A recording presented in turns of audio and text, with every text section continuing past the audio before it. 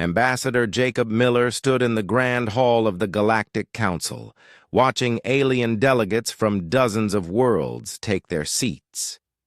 The massive chamber stretched high above him, its crystal walls reflecting the light of 1,000 stars. 5 years had passed since humanity first made contact with these beings, and Jacob still felt amazed to be here. The Council had welcomed Earth with open arms. They offered technology, trade routes, and protection. Humans had built 3 new colonies under Council guidance. New Haven housed 50,000 people who worked in agriculture and mining. Liberty Station served as a trading hub where humans and aliens exchanged goods and knowledge. Terra Nova became home to researchers and families seeking new lives among the stars. Commander Lisa Bennett commanded Earth's defense fleet from the bridge of the UES Defender. Her ships were small compared to the massive alien vessels, but the Council assured her that peace reigned in this part of the galaxy.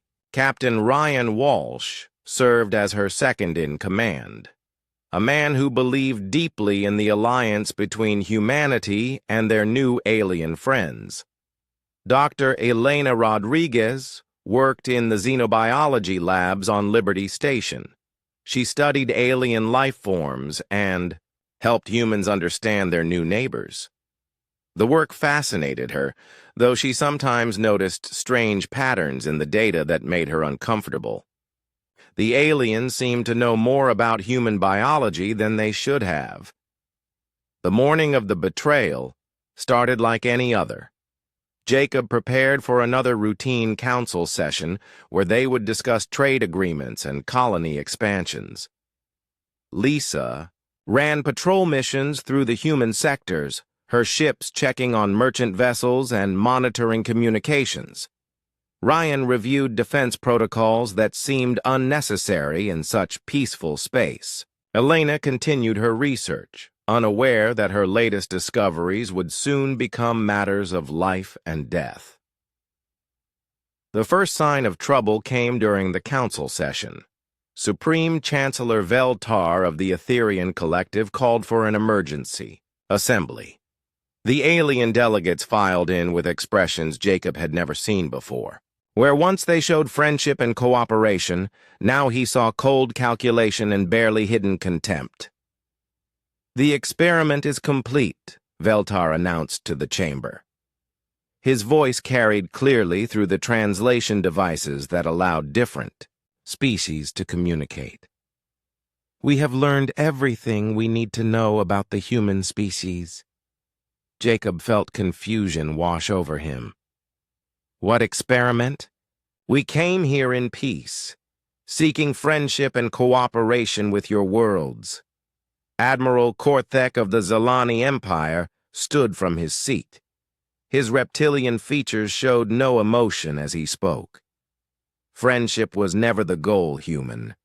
Your species was. Identified as a potential threat the moment you achieved faster-than-light travel. We needed to study you, to understand your weaknesses before you became too dangerous to contain." The words hit Jacob like physical blows. Around the chamber, alien delegates activated personal shields and weapon systems.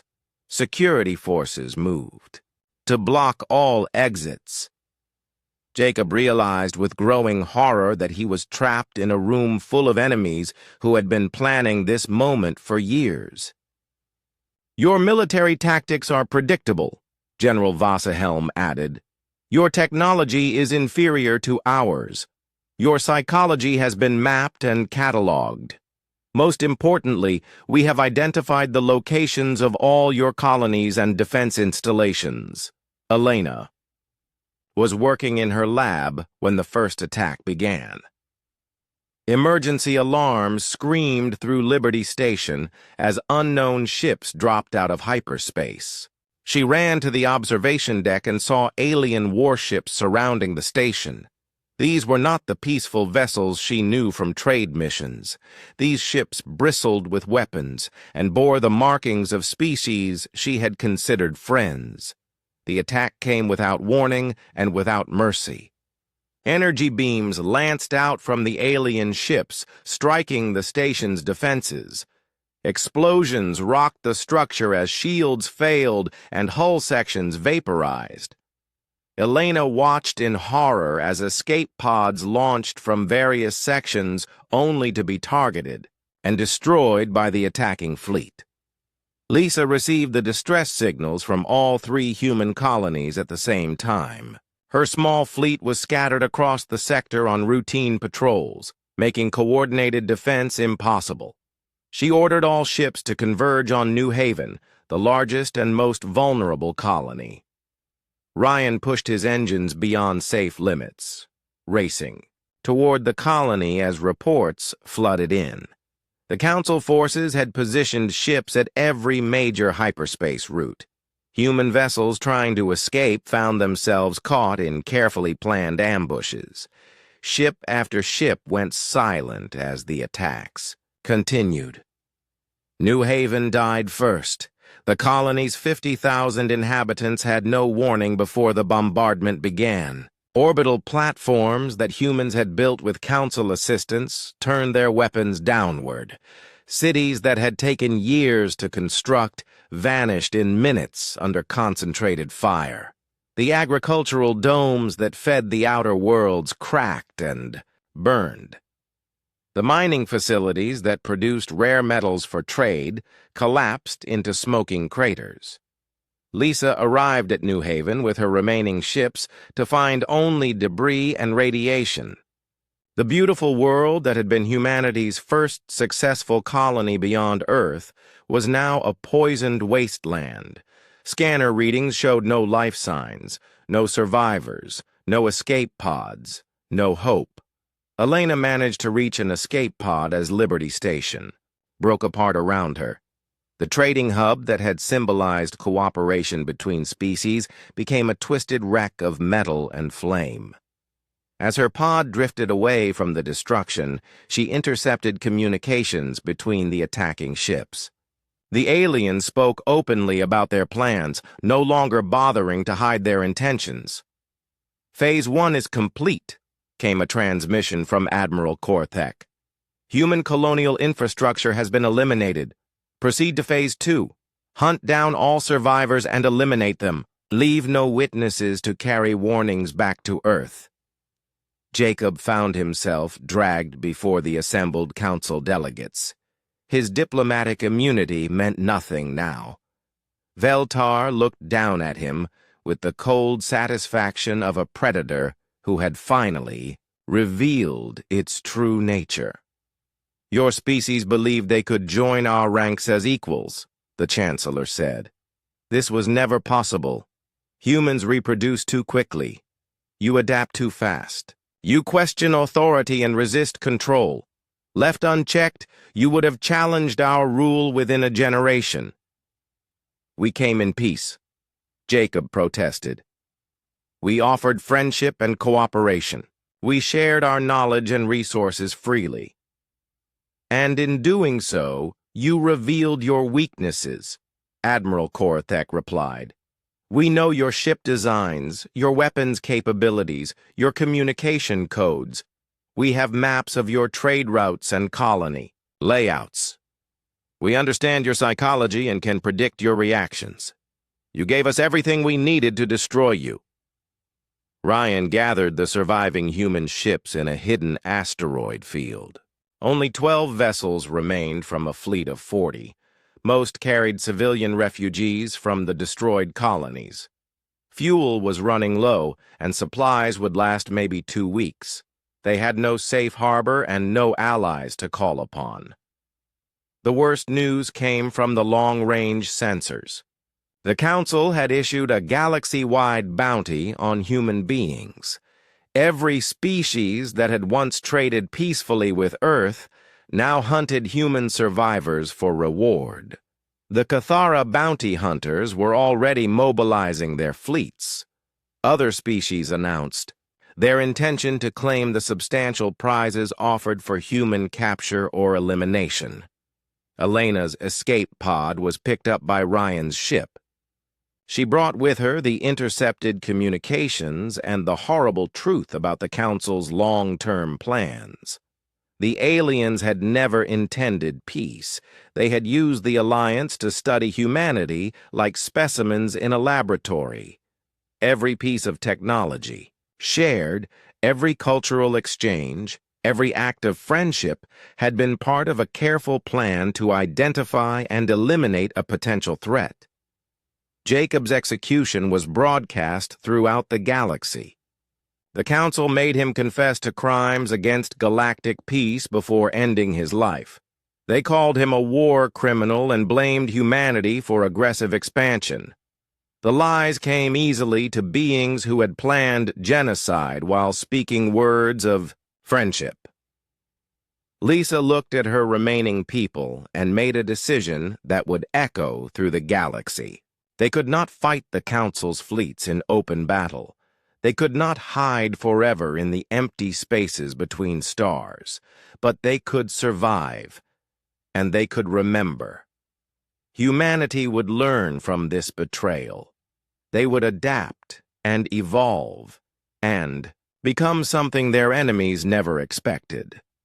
The galaxy had shown humans its true face. Now it would learn what humans became when pushed beyond all limits of mercy and forgiveness. The asteroid field in the Kepler system became humanity's new home. Captain Ryan Walsh guided his small fleet through the floating rocks, searching for hiding places among the debris of an ancient planetary collision. 12 ships carried the last free humans in the galaxy, fewer than 200,000 souls who had escaped the Council's betrayal. Commander Lisa Bennett worked day and night to organize their survival. Food would last 6 weeks if rationed carefully. Water recycling. Systems strained under the load of refugee populations crammed into ships designed for much smaller crews. Medical supplies ran dangerously low as doctors treated injuries from the colony attacks and the stress of overcrowding. Chief Engineer Marcus Thompson performed miracles with damaged equipment and salvaged parts. He modified cargo holds into living spaces and rerouted power systems to support life support for triple the normal population. His teams worked in shifts around the clock, keeping their small fleet operational with spare parts torn from less critical systems. Dr. Elena Rodriguez established a laboratory in the modified storage bay of Ryan's flagship. She studied the alien, technology recovered from Liberty Station, and the few pieces of equipment they had managed to salvage during their escape. Her work revealed disturbing truths about their former allies. The Council species possessed technology far beyond what they had shared with humanity. Their weapons operated on principles that human science barely understood. Their ships moved faster and struck harder than anything in Earth's fleet. Most concerning of all, their communications systems could track human vessels across vast distances of space. Elena discovered that every piece of technology the Council had given to humanity contained hidden monitoring devices. The farming equipment on New Haven had recorded crop yields and population growth. The mining tools on Terra Nova had mapped planetary resources and defensive positions. Even the medical devices in human hospitals had collected genetic data and biological samples. Ryan organized scouting missions to gather intelligence about Council movements. His pilots flew modified shuttles through hyperspace routes, avoiding the main shipping lanes where bounty hunters prowled. They brought back news that chilled every human heart. The galaxy had turned against them completely. Species that had traded peacefully with Earth now competed for the bounties placed on human heads. The Cathara hunting fleets scoured every system where humans might hide.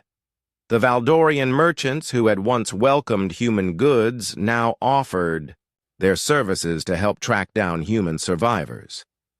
Even the peaceful Etherian healers had joined the hunt, claiming that humanity posed a threat to galactic stability. General Nathan Cross emerged as a leader among the military survivors. He had commanded the Marine garrison on Terra Nova and fought his way off the planet as it burned around him. His transport carried 300 soldiers who had witnessed the complete destruction of their world and the slaughter of its civilian population.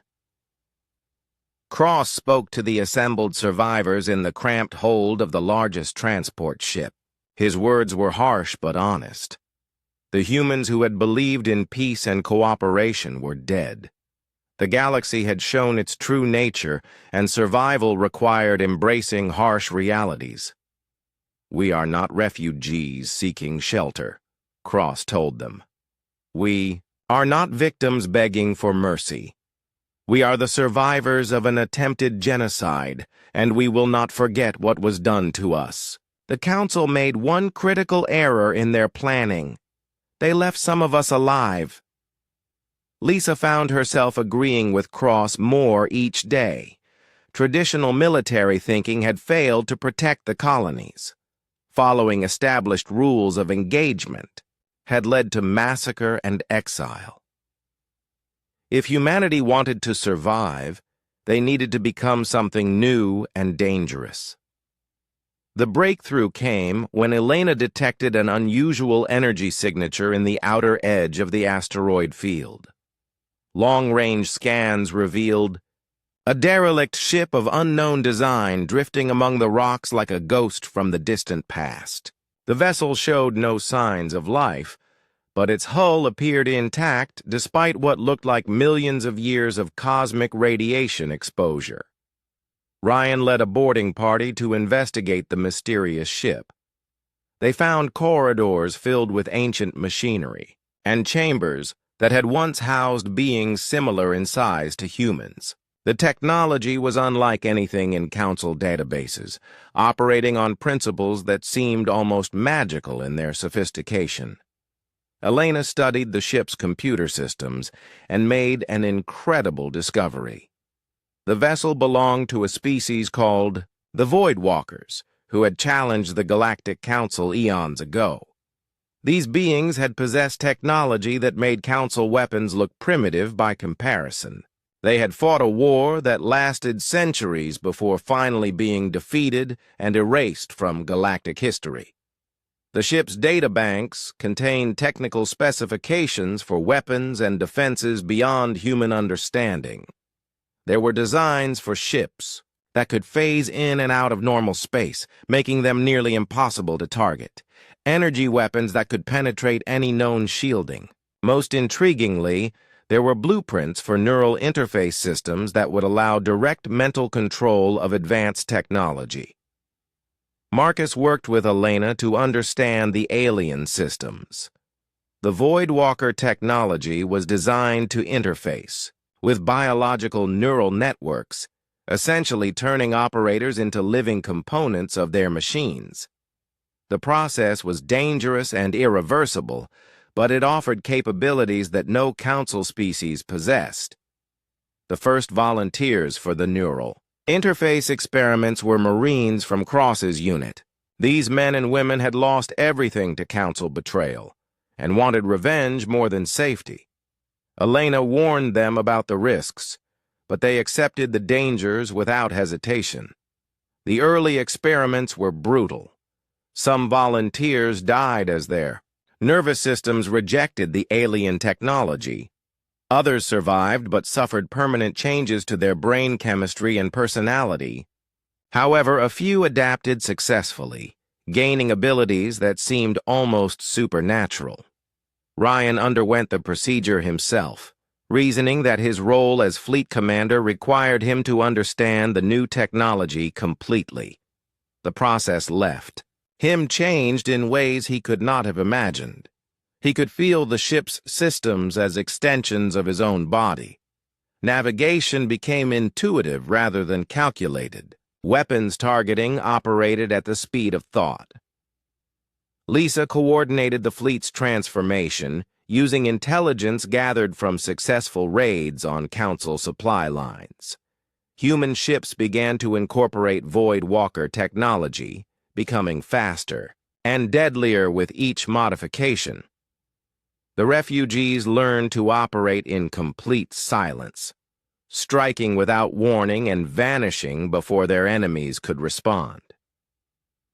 The first major test of their new capabilities came when a Cathara hunting fleet discovered their asteroid base. 12 alien ships surrounded the hiding place, confident that the primitive human vessels would provide easy targets for capture or destruction. The battle lasted less than 10 minutes. Human ships equipped with Void Walker technology phased in and out of normal space, appearing behind enemy vessels and striking at their most vulnerable points. Ryan's flagship materialized inside the Cathara formation and unleashed weapons that tore through alien hulls like paper. When the engagement ended, all 12 Cathara ships were destroyed. No human vessels suffered significant damage. Most importantly, no alien survivors remained to report what they had witnessed. As far as the galaxy knew, the hunting fleet had simply vanished without explanation. Elena analyzed the wreckage and made another disturbing discovery. The Cathara had been equipped with tracking devices that would have reported their location to Council authorities if the battle had lasted longer. The aliens were coordinating their hunt for humanity using technology that could pinpoint human ships across vast distances. Cross proposed a solution that chilled even the hardened survivors. Instead of hiding from their hunters, humanity should begin hunting the hunters. Every species that had joined the bounty hunt was now a legitimate target for human revenge.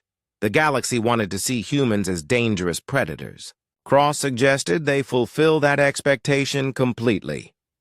Marcus began working on new ship designs that incorporated lessons learned from the Cathara battle.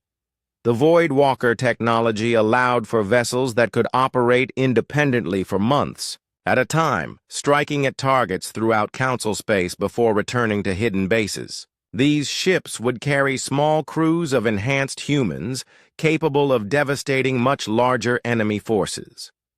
Elena established breeding and training programs to ensure humanity's survival and growth. Children would be born knowing only war and raised to be perfect soldiers. Advanced medical technology from the Void Walker ship could accelerate healing and enhance physical capabilities. Most importantly, the neural interface technology could be refined and improved for future generations. The scattered survivors began to coalesce into something new and terrible. They were no longer the peaceful explorers who had sought friendship among the stars. The Council's betrayal had burned away humanity's naive trust and left behind something harder and more dangerous. Lisa stood on the bridge of her modified flagship, watching new human ships take shape in hidden shipyards carved from asteroids.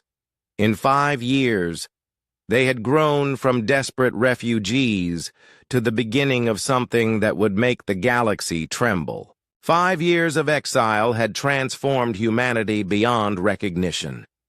General Nathan Cross stood in the command center of Fortress Alpha, carved deep within an asteroid that showed no signs of habitation from the outside.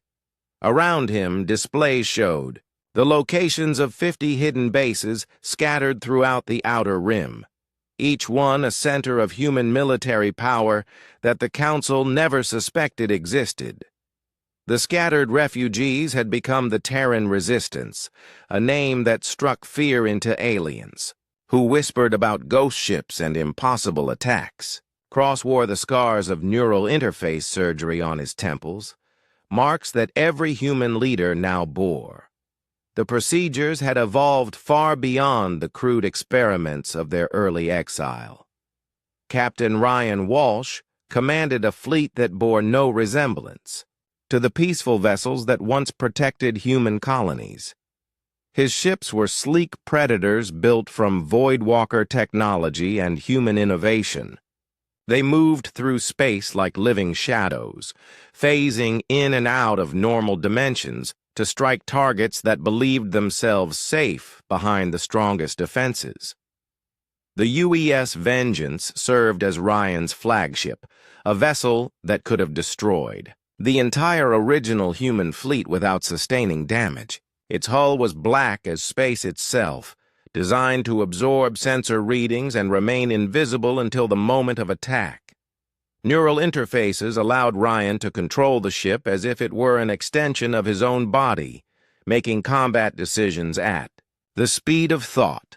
Dr. Elena Rodriguez had become something between scientist and architect of human evolution.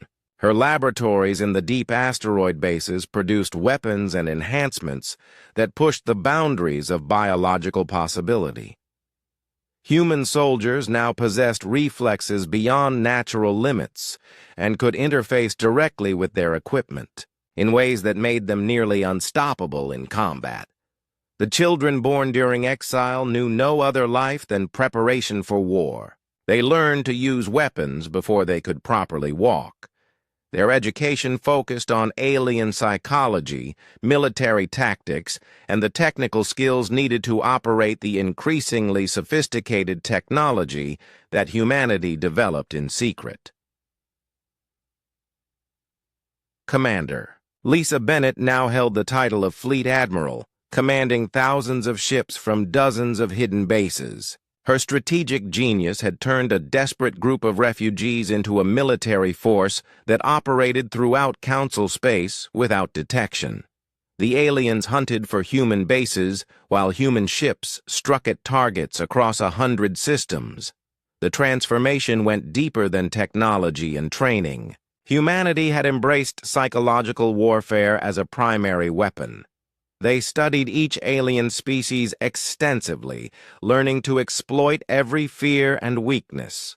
Council forces began reporting equipment failures that were actually sabotage, supply shortages, that were actually theft, and communications problems that were actually human interference. Marcus Thompson had evolved from chief engineer to architect of human industrial capacity.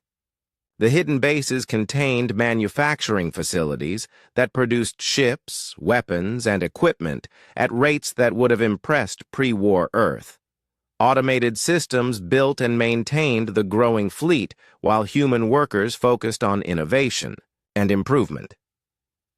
The first major victory came when human forces completely destroyed a Zalani patrol fleet near the Arcturus sector. Admiral Korthek had dispatched 12 ships to investigate reports of unusual activity in the region. The human response was swift and total. When relief forces arrived weeks later, they found only debris and radiation. No survivors remained to describe what had attacked them. The wreckage showed evidence of weapons that Council scientists could not identify. Energy signatures matched no known technology. Most disturbing of all, the attack pattern suggested tactical knowledge that should have been impossible for humans to possess. Elena had perfected the art of biological warfare during the long years of exile. Each alien species possessed unique genetic markers and biological vulnerabilities. Human laboratories produced pathogens tailored specifically for Council races, diseases that would devastate alien populations while leaving humans completely unaffected. The first deployment of biological weapons occurred on a Valdorian trade world that served as a major hub for bounty hunters seeking human refugees. Within weeks of the pathogen's release, the planet's population began dying from a plague that alien medical science could not cure or even understand. The world that had coordinated attacks on human civilians became a quarantined wasteland. Cross implemented a strategy of total psychological warfare against Council forces. Human ships would appear without warning, destroy their targets, and vanish before reinforcements could arrive. They left behind messages carved into the hulls of disabled vessels, written in the languages of their enemies and promising that every betrayal would be repaid with interest. The Council began to realize the magnitude of their error when entire star systems went silent. Trade routes that had operated safely for centuries became death traps where merchant vessels simply disappeared. Military patrols found themselves hunting an enemy that seemed to know their every move while remaining completely invisible. Ryan perfected infiltration techniques that allowed human agents to penetrate Council installations with supernatural ease. The neural interface technology could hack directly into alien computer systems and even influence the thoughts of biological targets. Security that seemed impenetrable to conventional attack proved helpless against enemies who could manipulate reality itself. The Cathara hunting fleet suffered the most during this period. Their aggressive pursuit of human refugees made them priority targets for revenge. One by one, their ships vanished from the space lanes. Sometimes wreckage was found, twisted and burned beyond recognition. Other times, the vessels simply ceased to exist, as if they had been erased from reality. Elena discovered that the Void Walker neural interfaces could be enhanced with human brain tissue, creating hybrid organic computers of incredible sophistication. Volunteers for these procedures gained abilities that bordered on telepathy, allowing them to coordinate attacks across vast distances and predict enemy responses with uncanny accuracy. The breeding programs established during early exile had produced a generation of children designed specifically for war. These young humans possessed enhanced reflexes, improved cognitive processing, and nervous systems optimized for neural interface technology. They viewed the conflict with Council forces not as a struggle for survival, but as their natural role in the galaxy. Admiral Bennett coordinated simultaneous strikes across dozens of systems, each one designed to create maximum psychological impact on Council leadership. Supply depots exploded without warning. Communication relays went offline in perfect sequence. Military installations found their security systems turned against them by invisible saboteurs. The most terrifying aspect of human operations was their complete unpredictability. Council military analysts tried desperately to identify patterns in human attacks, but the strikes followed no conventional logic. Humans would ignore heavily defended targets to destroy seemingly unimportant facilities. They would spare some alien populations while completely exterminating others. Marcus led the development of ship designs that incorporated living tissue with mechanical systems. These hybrid vessels could heal damage automatically and adapt their configurations in real time. They responded to their crew's thoughts and emotions, becoming extensions of the human will rather than simple tools. The breakthrough that would change everything came when Elena successfully decoded the final secrets of Voidwalker technology. The ancient systems contained templates for weapons that operated outside normal physics, defenses that existed in multiple dimensions simultaneously, and most importantly, the ability to manipulate the fundamental forces that held matter together. Cross stood before a gathering of human leaders in the depths of Fortress Alpha and announced the beginning of the final phase. Humanity had spent 5 years learning to survive in exile. They had perfected the arts of war and revenge. Now they possessed the technology and knowledge needed to challenge the Council directly. The galaxy had hunted humanity for sport and profit. Council forces had believed that superior numbers and technology would allow them to exterminate their former victims without consequence. They were about to discover that their prey had evolved into the most dangerous predators the galaxy had ever seen. Ryan tested the new weapon systems in a remote sector where Council forces maintained a research station studying human technology. The facility and its 3 escort ships simply ceased to exist when the experimental weapons fired. No explosion, no debris, no trace that they had ever been there. The weapons had unmade them at the molecular level. Lisa reviewed intelligence, reports from agents throughout Council space, and smiled for the first time since the colonies fell.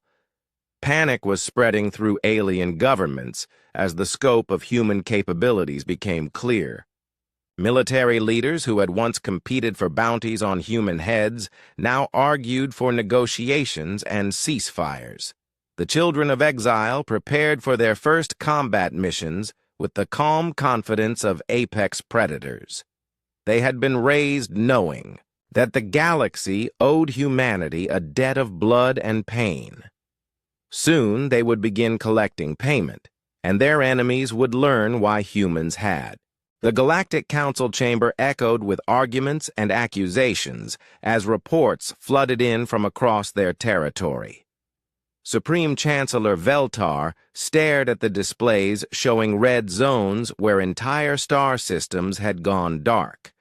What had begun as a simple extermination of a dangerous species had become the Council's worst nightmare. Admiral Korthek of the Zalani Empire slammed his clawed fist against the conference table. 17 of my fleets have vanished without sending distress signals. The humans are picking apart our military piece by piece, and we cannot even find them to fight back. General Vashelm added his own concerns to the growing panic. Our intelligence networks report impossible attacks.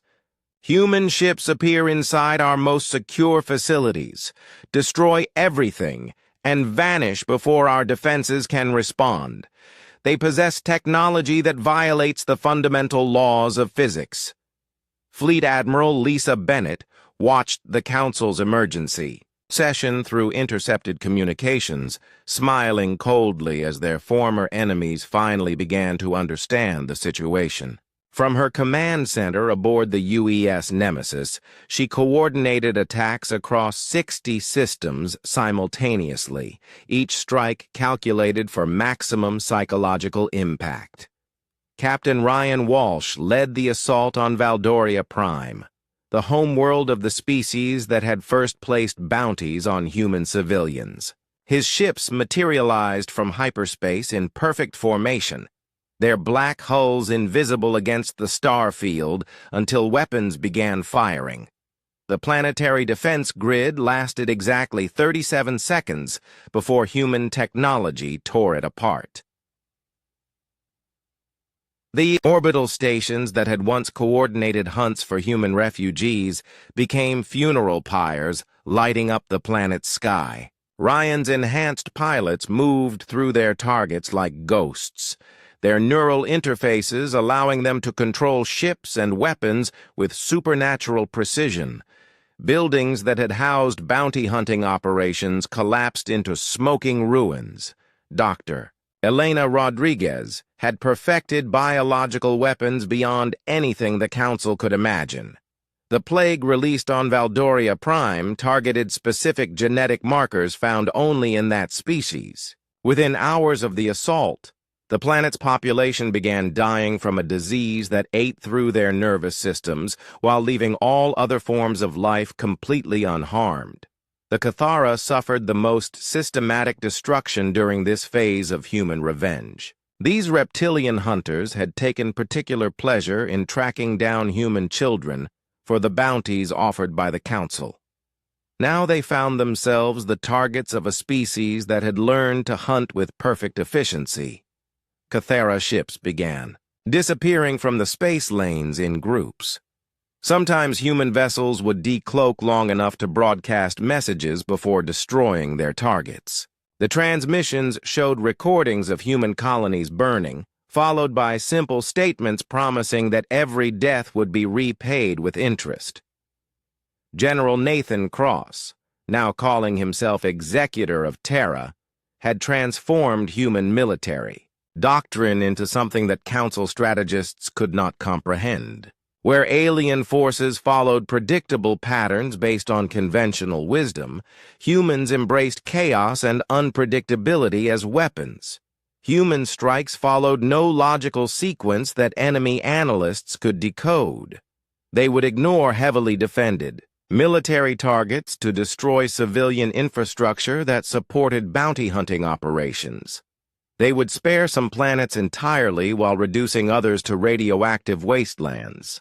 The apparent randomness drove council leaders to paranoia and despair. Marcus Thompson's shipyards produced vessels that seemed to violate natural laws.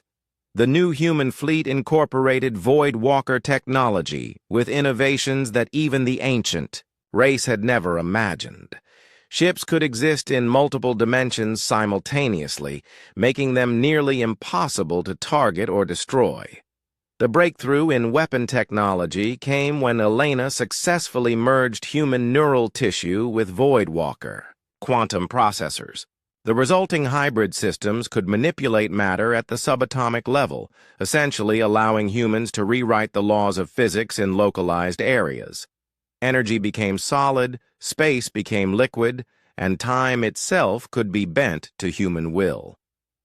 Ryan tested the new weapons on a council research facility studying captured human technology. The base and its contents simply ceased to exist when the quantum manipulators fired. Not destroyed or vaporized, but erased from reality as if they had never been built. The weapons left behind only empty space where a major installation had operated for decades. The psychological warfare campaign reached new levels of sophistication as human agents infiltrated council worlds. Using neural interface technology, they could hack directly into alien minds, implanting suggestions and false memories. Government officials began making decisions that seemed rational, but actually served human interests. Admiral Bennett coordinated the systematic destruction of Council supply lines and communication networks. Human ships would appear at critical junction points, destroy the infrastructure, and vanish before reinforcements could arrive. Trade routes that had operated for millennia became death traps where merchant vessels simply disappeared. The Council's member species began to panic. As the scope of human capabilities became clear, the proud Etherian collective, who had provided the scientific analysis that justified humanity's extermination, watched helplessly as their research colonies fell one by one.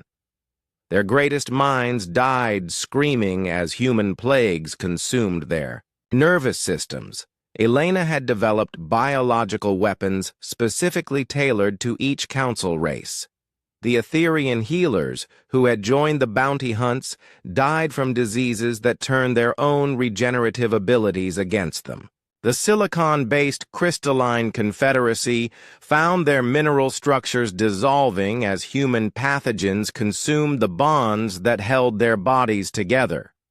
The worst attacks targeted the civilian populations that had supported the bounty hunts. Worlds that had celebrated the destruction of human colonies found themselves quarantined as human plagues spread through their populations.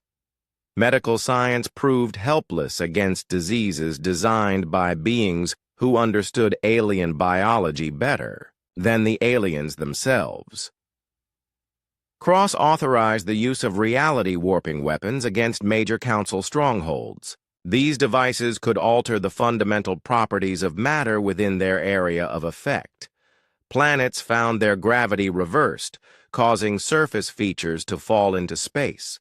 Stars had their fusion processes disrupted, turning them into expanding clouds of radioactive plasma. The Council's attempts at negotiation were met with recordings of human children dying in the colony attacks. Every plea for mercy was answered with documentation of the genocide attempts and promises that humanity would finish what the Council had started. There would be no quarter given and no survivors left to threaten human interests. Ryan led special operations missions that penetrated the most secure Council facilities. Human agents could phase through solid matter and exist partially outside normal space-time, making them essentially unstoppable. They would appear in the middle of heavily defended installations, complete their missions, and vanish without leaving traces. The Cathara homeworld died screaming as human biological weapons reduced its population to mindless husks, the proud. Hunters who had tracked human families for sport found themselves prey to diseases that dissolved their scales and liquefied their internal organs. Their death agonies were broadcast throughout Council space as a warning to other species. Marcus perfected ship designs that incorporated living human brain tissue as control systems. These vessels possessed intelligence and creativity that no mechanical computer could match. They could adapt their tactics in real time and coordinate attacks across multiple dimensions simultaneously. Elena's final breakthrough created weapons that could target specific individuals across vast distances. Using quantum entanglement principles, enhanced with human neural interfaces, these devices could kill anyone whose genetic pattern had been recorded. Council leaders began dying in their most secure bunkers as human revenge reached across the galaxy. The systematic destruction of Council civilization accelerated as human forces revealed capabilities that seemed like magic to their enemies. Ships appeared inside supposedly impenetrable shields. Weapons fired from locations that could not exist. Entire fleets materialized from nowhere to destroy targets and vanish before counterattacks could be launched. Admiral Bennett stood on the bridge of her flagship and watched the final phase of the campaign begin. The Council had spent 5 years believing they were hunting scattered human refugees. Now they faced the terrifying reality that humanity had evolved into something beyond their worst nightmares. The galaxy had taught humanity that trust was weakness and mercy was failure. The lessons had been learned completely, and now the teachers would face the consequences of their curriculum. Every species that had joined the bounty hunts would discover what humans became when pushed beyond all limits of forgiveness. Cross transmitted a final message to the surviving Council leadership as human fleets moved toward their core worlds. You wanted to study human adaptability and psychology. Consider this your final examination. You will be graded on a pass-fail basis, and failure means extinction. The hunter had become the hunted, and humanity's prey was running out of places to hide. The Council Prime system contained the heart of galactic civilization, a collection of artificial worlds and massive space stations that had governed 1,000 species for millennia. Now it lay surrounded by the remnants of the mightiest fleets. In the galaxy, broken ships drifting like metallic tombstones around the seat of power that had once seemed eternal. Supreme Chancellor Veltar stood in the empty council chamber, staring at the displays that showed human ships emerging from hyperspace. In perfect formation, the black vessels moved with deadly purpose through the debris of destroyed defenses, their quantum-enhanced hulls shimmering as they phased in and out of normal space. Executor Nathan Cross received the surrender transmission while standing in the command center of humanity's greatest ship, the UES Retribution. The vessel stretched for miles through space, its hull incorporating technology that allowed it to exist in 7 dimensions simultaneously. Around him, displays showed the complete collapse of Council resistance across 300 systems. "We surrender," came Veltar's voice through the communication system. "The Galactic Council formally requests terms for ending hostilities. We acknowledge that our actions against humanity were wrong. We offer complete reparations and the restoration of human territory." Cross looked at the transmission for several moments before responding. Behind him, the children of exile watched with cold eyes as their enemies finally showed fear. These young humans had known no life except preparation for this moment, and they felt no sympathy for beings who had tried to exterminate their species. You showed no mercy when we trusted you, Cross replied, his voice carrying to every surviving world in council space. You offered no terms when you murdered our children. You will receive exactly the consideration you gave to our civilians when they begged for their lives. Fleet Admiral Lisa Bennett commanded the final assault from the bridge of the UES Nemesis. Her ships moved through the Council defenses like death itself, their reality-warping weapons erasing obstacles from existence. The mighty battle stations that had protected the galactic capital for eons simply ceased to be as human technology rewrote the fundamental laws of physics around them. Captain Ryan Walsh led the ground assault with soldiers who had been enhanced beyond the limits of baseline humanity. They moved through the council chambers like unstoppable forces of nature, their neural interfaces allowing them to control reality itself in localized areas. Alien security forces found their weapons useless against enemies who could phase through solid matter and manipulate gravity at will. Dr. Elena Rodriguez activated the final phase of humanity's revenge from her laboratory aboard the command ship. The biological weapons she had perfected during 8 years of exile were released simultaneously across every council world. Each pathogen was designed specifically for its target species, ensuring that the extinction would be complete and irreversible. The Etherian collective died first, as neural toxins dissolved their crystalline thought matrices. The beings who had provided the scientific justification for humanity's extermination found their own logic centers liquefying as human plagues consumed their consciousness. Their final thoughts were of the children they had helped to murder. Admiral Korthek of the Zalani Empire made a final stand in the Council Military Command Center. His elite guards fought desperately against human soldiers who seemed to exist partially outside normal space-time. The battle was brief and completely one-sided. When it ended, Korthek found himself face-to-face with Ryan Walsh. You were present. When my colonies burned, Ryan said, his enhanced voice carrying harmonics that induced terror in alien nervous systems. You watched children die and called it necessary for galactic security. Now you will understand what necessity truly means. The weapon Ryan used did not simply kill the Zalani Admiral. It unraveled his molecular structure slowly, allowing him to experience every moment of dissolution as his body ceased to exist, atom by atom. The process took exactly as long as it had taken for New Haven Colony to burn. General Voss's helm attempted to escape in a specially modified ship designed to slip past human detection systems.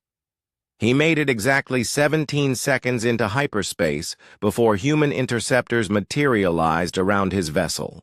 The ships used quantum manipulation fields to trap him in a bubble of altered space-time where escape was physically impossible. Elena had prepared a special fate for the general who had coordinated the initial attacks on human colonies. The biological weapon delivered to his ship was designed to keep him alive while systematically destroying his nervous system. He would live for weeks in perfect agony, experiencing every pain that human civilians had felt as their worlds died. The Cathara hunting fleets faced extinction as human ships tracked down every member of their species throughout the galaxy. These reptilian predators had taken particular pleasure in hunting human families, often torturing their victims before claiming the bounties. Now they learned what it meant to be prey to beings who had perfected the art of inflicting suffering.